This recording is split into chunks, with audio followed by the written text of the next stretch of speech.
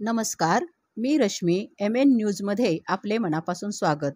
भांगरवाडी येथील प्राचीन म्हणजे 120 वर्षापूर्वीच्या राम मंदिराच्या जीर्णोद्धाराचे काम जुन्या वास्तूचे पावित्र्य राखत पूर्ण झाले असून त्याचे सुंदर अशा मंदिरात रूपांतर झाले आहे. उद्या या मंदिरात रामनवमी सोहळा उत्साहात साजरा होणार आहे. गुरुवार दिनांक 18 एप्रिल रोजी सायंकाळी 6 वाजता अनघा मोडक यांच्या गोड अशा विश्लेषणासह मुंबईतील कलाकार यांचा सुमधुर संगीतमय गीत रामायणाच्या कार्यक्रमाचे आयोजन करण्यात आले आहे. याबाबत सौ राधिका माधवराव भोंडे यांनी MN न्यूजशी बोलताना माहिती दिली. पाहूया काय म्हणाल्या राधिका भोंडे.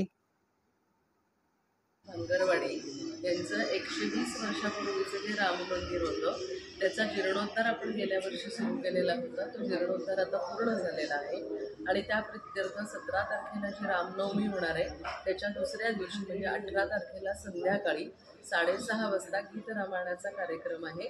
त्यामध्ये मुंबईचे गायक गायिका आणखी निरूपण अनघा मोडक यांचं असणार आहे. तर ह्या गीत रामायणाच्या कार्यक्रमाला आपण सर्वांनी अवश्य उपस्थित राहावं. मंदिराचा जीर्णोद्धार करताना मंदिराचं पुरातत्व जे सर्व शिल्प होतं ते तसंच्या तसं ठेवूनच आपण मंदिर उत्तम तऱ्हेने तसंच केलेलं आहे. म्हणजे पूर्ण न पाडता मूर्ती पण त्याच आहेत. मूर्ती अजूनही तितक्याच तेजस्वी आहेत 120 वर्ष होऊन सुद्धा. आणि वरचं जे गोपूर आहे ते सज्जनगडावरील जे मारुतीचं मंदिर आहे त्याच्यावरच्या सेम गोपूर आपण केलेलं आहे.